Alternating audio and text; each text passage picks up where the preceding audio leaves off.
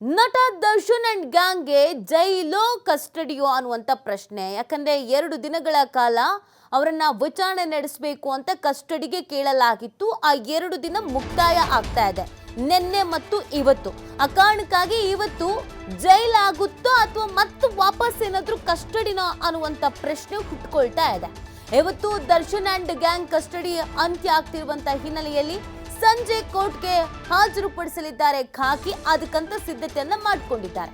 ಪರಪ್ಪನ ಅಗ್ರಹಾರ ಜೈಲು ಸೇರ್ತಾರ ನಟ, ಮತ್ತೆ ವಿಚಾರಣೆಗಾಗಿ ಕಸ್ಟಡಿಗೆ ಪಡಿತಾರ ಪೊಲೀಸರು. ಸದ್ಯ ಪೊಲೀಸ್ ಕಸ್ಟಡಿಯಲ್ಲಿರುವಂತಹ 4 ಆರೋಪಿಗಳು, ಈ 4 ವಿಚಾರಣೆಗೆ ಸರಿಯಾಗಿ ಸಹಕರಿಸ್ತಿಲ್ಲ ಅನ್ನುವಂತ ಕಾರಣಕ್ಕಾಗಿ ಕೆಲವೊಂದು ವಿಚಾರಗಳು ಇನ್ನೂ ನಮಗೆ ಗೊತ್ತಾಗೋದು ಬಾಕಿ ಇದೆ.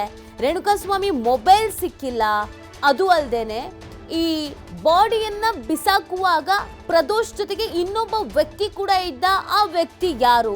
ಮತ್ತು ಸುಮಾರು 40 ಲಕ್ಷಕ್ಕೂ ಅಧಿಕ ಹಣ ದರ್ಶನ್ ಮನೆಯಲ್ಲಿ ಸಿಕ್ಕಿತ್ತು. ಅದರ ಹಿನ್ನೆಲೆ ಎಲ್ಲ ಪತ್ತೆ ಹಚ್ಚಲಾಗಿತ್ತು. ಅವ್ರಿಗೆ ನೋಟಿಸ್ ಕೊಡಲಾಗಿದೆ, ಅವ್ರನ್ನ ವಿಚಾರಣೆ ನಡೆಸಬೇಕಾಗಿದೆ. ಇನ್ನು ಹಲವು ವಿಚಾರಗಳು ನಮಗೆ ತಿಳಿಬೇಕಾಗಿದೆ ಅನ್ನುವಂಥ ನಿಟ್ಟಿನಲ್ಲಿ ಮತ್ತೆ ಇವ್ರು ಕರೆಕ್ಟಾಗಿ ಸ್ಪಂದಿಸ್ತಾ ಇಲ್ಲ, ವಿಚಾರಣೆಗೆ ಸಹಕಾರವನ್ನ ಕೊಡ್ತಾ ಇಲ್ಲ ಅನ್ನುವಂಥ ಕಾರಣಕ್ಕಾಗಿ ಕಸ್ಟಡಿಗೆ ಪಡ್ಕೊಳ್ಳಲಾಗಿತ್ತು. ಶುಕ್ರವಾರ ಮತ್ತು ಶನಿವಾರ ಇವತ್ತು ಮುಕ್ತಾಯ ಆಗ್ತಿರುವಂಥ ಹಿನ್ನೆಲೆಯಲ್ಲಿ ಸಂಜೆ ಕೋರ್ಟ್ಗೆ ಹಾಜರುಪಡಿಸಲಾಗುತ್ತೆ. ಮಧ್ಯಾಹ್ನ 3:30-4 ಗಂಟೆ ಅಷ್ಟೊತ್ತಿಗೆ ಇವರನ್ನ ಕೋರ್ಟ್ಗೆ ಹಾಜರುಪಡಿಸಲಾಗುತ್ತೆ.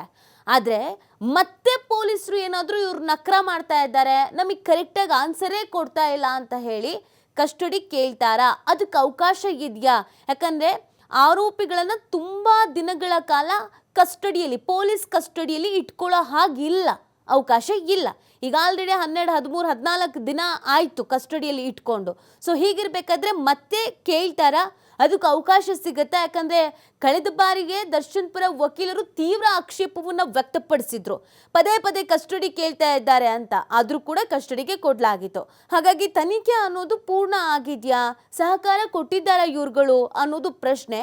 ಇವತ್ತು ಪೊಲೀಸರು ರಿಮಾಂಡ್ ಅರ್ಜಿಯಲ್ಲಿ ಏನು ಹೇಳ್ತಾರೆ, ಏನು ಉಲ್ಲೇಖ ಮಾಡ್ತಾರೆ, ಏನು ಮೆನ್ಷನ್ ಮಾಡ್ತಾರೆ ಅನ್ನೋದು ಸಾಕಷ್ಟು ಕುತೂಹಲಕ್ಕೆ ಕಾರಣವಾಗ್ತಾ ಇದೆ.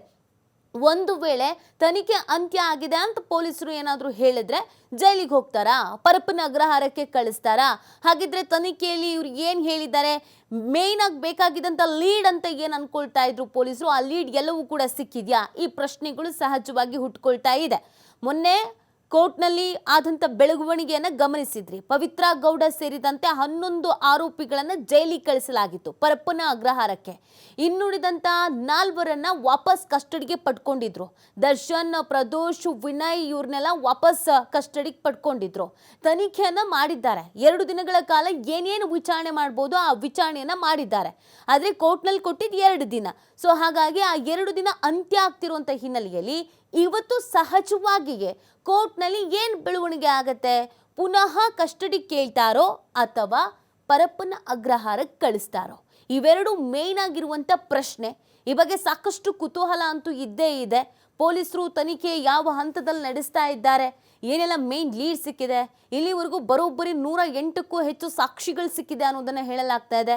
ಅದನ್ನು ಹೊರತುಪಡಿಸಿ ಇನ್ನೂ ಮೇಯ್ನ್ ಸಾಕ್ಷಿಗಳು ಧನ್ರಾಜ್ ಎಲೆಕ್ಟ್ರಿಕಲ್ ಶಾಕ್ ಕೊಟ್ಟ ಅಂತ ಏನು ಹೇಳ್ತಾ ಇದ್ರು, ಆ ಎಲೆಕ್ಟ್ರಿಕಲ್ ಡಿವೈಸನ್ನು ಎಲ್ಲಿ ತೆಗೆದುಕೊಂಡ್ರು, ಯಾರು ತಗೊಳಕ್ಕೆ ಹೇಳಿದ್ರು, ಯಾವ ಅಂಗಡಿಲಿ ಪರ್ಚೇಸ್ ಮಾಡಿದ್ರು, ಆ ಬಗ್ಗೆ ಕೂಡ ತನಿಖೆನ ನಡೆಸ್ತಾ ಇದ್ದಾರೆ. ಬಿಕಾಸ್ ಅದೆಲ್ಲ ಸಾಕ್ಷಿ ಅಲ್ವಾ.